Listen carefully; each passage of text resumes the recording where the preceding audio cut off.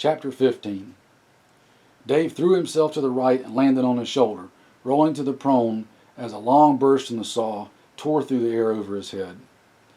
As he finished his mag change, he heard the distinct hollow sound of several 40mm grenade launchers and an increasing cacophony of small arms fire. From his vantage point, he saw a number of woodland-clad men rushing forward, firing past him. He rolled over and began shooting at fleeting forms in the woods, even as the first 40mm grenades started exploding beyond the foreign interlopers. The gunners started walking the rounds back towards their line, driving the Germans forward into the American fire. Dave reloaded as another troop in woodland ran up and dropped into the prone next to him, immediately firing his M4 at the trapped forces. "Who the hell are you guys?" Dave shouted above the din. The man looked over his buttstock at Dave. It was his friend Jim. The remaining German troops were mopped up in short order, with a few diehards requiring an extra helping of 40mm persuasion. As Dave and Jim greeted each other properly, voices called out through the woods. "What are you doing here?" asked Dave, still surprised to see his friend. "We got your last message and decided to come get you.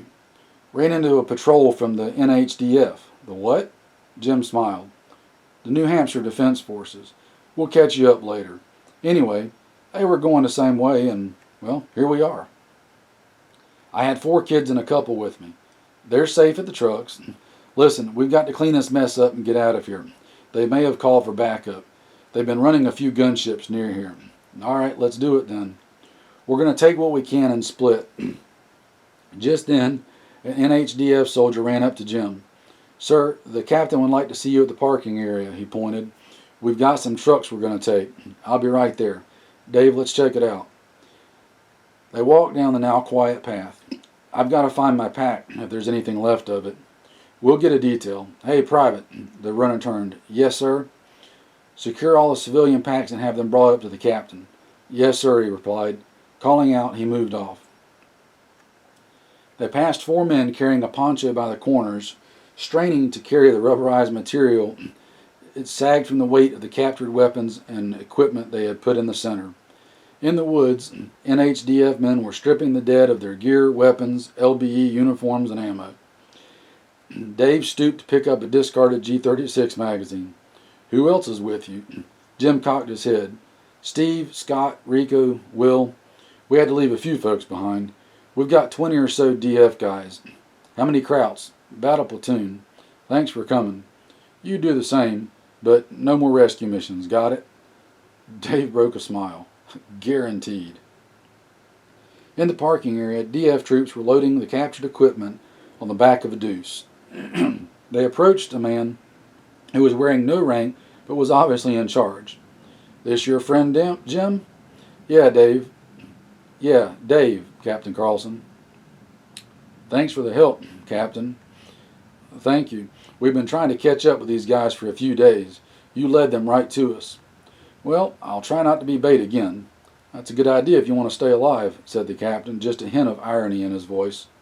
"We'll be done in a few minutes." Turning to Jim, he smoked. "We're going to rendezvous with your friends up the road a bit. Why don't you guys take a seat in the deuce? The other one took a hit from a 203. We'll finish up here." Jim nodded. "Thanks again," said Dave. "That's what we do," replied the captain, turning away.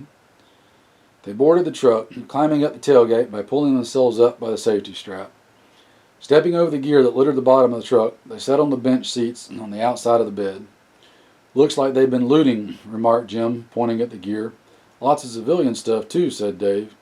"Good stuff, too," Jim noticed, turning a pack with his boot as troopers started loading the gear in the back. "Lowy packs, H&K 91s. Crap," blurted Dave. "I've seen those before."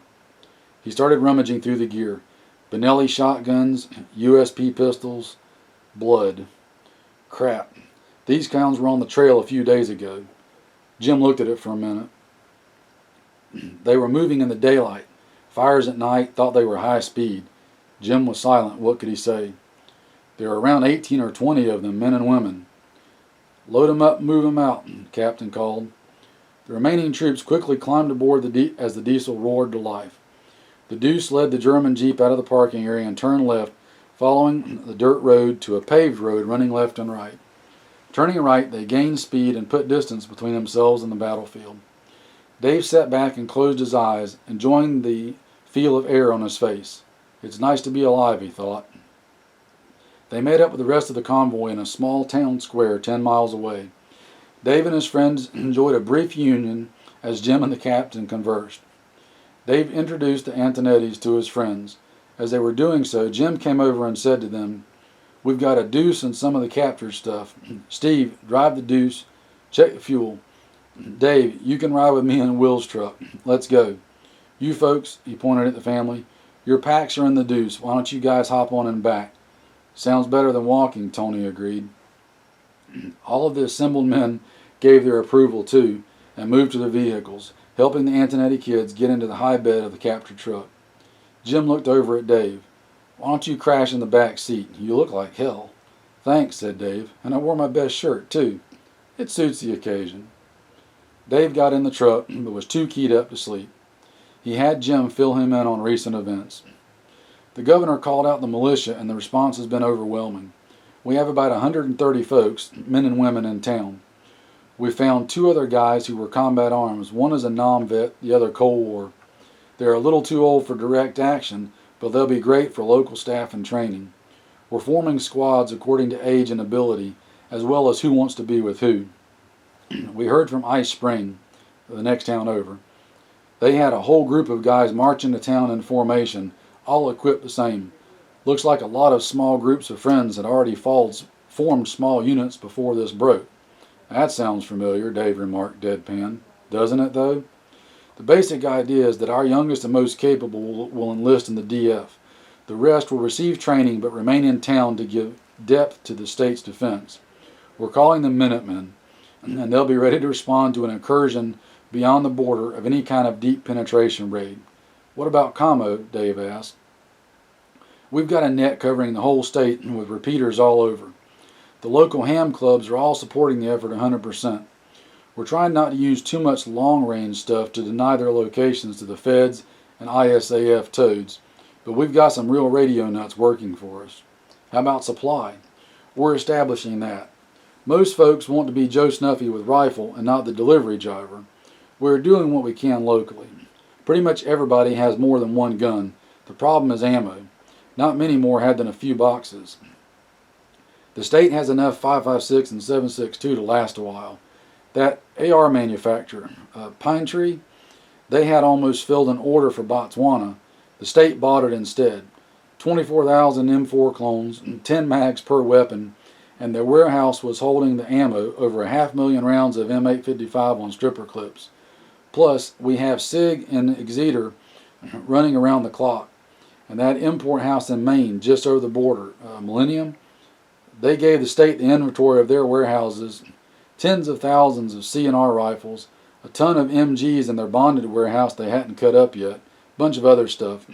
So we may have 30,000 guys with M48 Mausers and the Gant rifles in the hills before too long, as they'll be the only thing with ammo.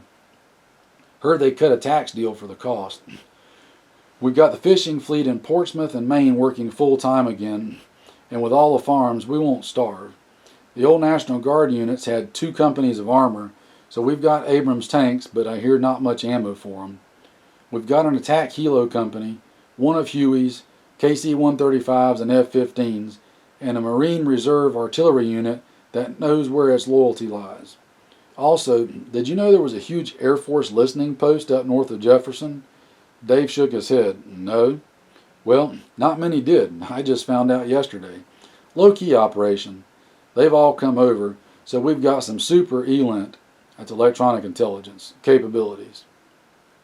They had a Mondo security force, armored Humvees with Mark 19s, Laws, AT-4s, and 4 Stinger launchers and a dozen missiles, which is a coup.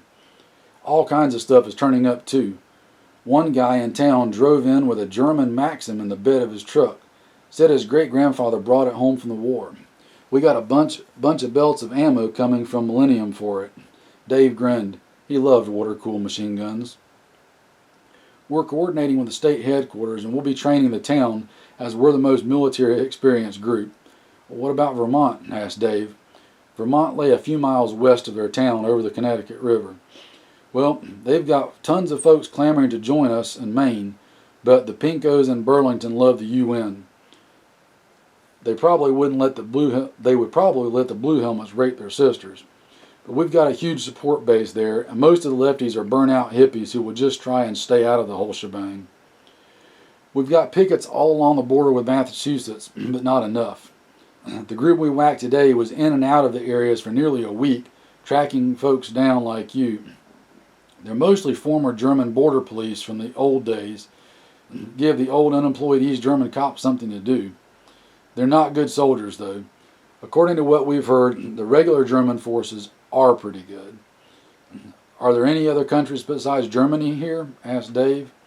Jim thought, well, the Germans are in New England, Brazilians are in Louisiana and down south, French in Michigan and Illinois, Mexican, Guatemalan, and Nicaraguan in the southwest, which has become the largest shooting preserve in the world, according to the Texans we've heard on the radio. The good old boys aren't taking kindly to foreign troops. We've got Chinese in California. Long Beach is their staging area. Apparently they had tons of stuff pre-positioned there. Chinks took part of Washington, the Boeing factory, Bremerton, which was razed hours before they got there by the garrison. All the subs are at sea. Right now the military is mostly sitting on their asses wondering what to do. A lot of desertions, lots of stuff getting stolen, weapons, ammo, vehicles. I've missed a lot, Dave noted. I'll get up to speed soon. Look, I'm going to try to crash. I'm starting to fade here. Sure, we're still a couple hours away. Dave dozed as the diesel-powered Chevy pickup wound its way up back roads and state highways towards home. Home. What a nice feeling, he thought to himself dreamily. Going home. The convoy of 1 deuce and a half and 2 pickup trucks reached Dave's house in a few hours. Taking the back way was slower but safer than the highways. The McGraths enjoyed a tearful and happy reunion. Sandy was still mourning her parents, and the kids were glad their dad was home.